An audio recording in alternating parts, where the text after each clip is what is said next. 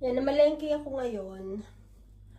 Bale, lahat to, pinamili ko, umabot siya ng 800 to 900 lira. Bale, nasa ano siya, 1,000 to 1,300 pesos.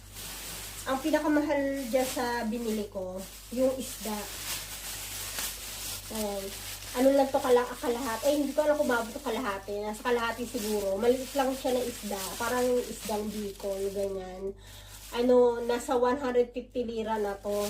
Ilang piraso lang. Dito sa Turkey, talagang, ewan ko bakit napakamahal ng mga seafood dito. Parang ginto yung presyo. Kaya kakain ka lang nito pagka yung bagong sweldo ka. Pero, babawi ka naman dito sa mga gulay. Lalo na to, broccoli. Ito ano lang to, 20 lira. Siguro mga nasa 30 pesos lang. Isang bungkus na to.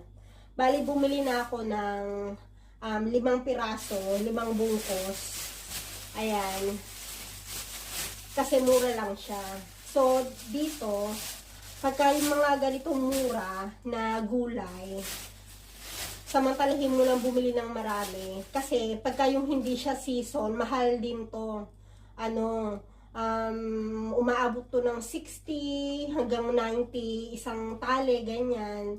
So, sasamantalahin mo na kung kaya mo naman siyang i-stock, i-freezer, mga gano'n. So, yun ang ginagawa ko. Pini-freezer ko siya para kakainin na lang pagka yung gusto mo kainin. Tapos ito, bumili ako ng cherry tomato.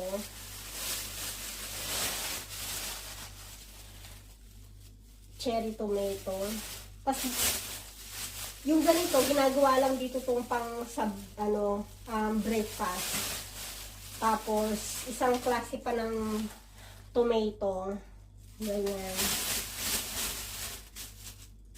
Ano, siguro nasa 25 lira to. 25 lira, 20. Tapos ito, bumili ako ng isang cabbage, 15 lira siya. Pero ang pinakamura din, isa sa mga pinakamura ngayon, is season ng orange.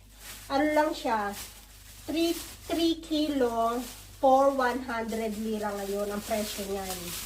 Pero pagka hindi siya season, syempre, mahal talaga siya. Ang kagandahan kasi dito sa Turkey, pagka yung bumabalik, tumataas siya, pagka yung hindi na siya season,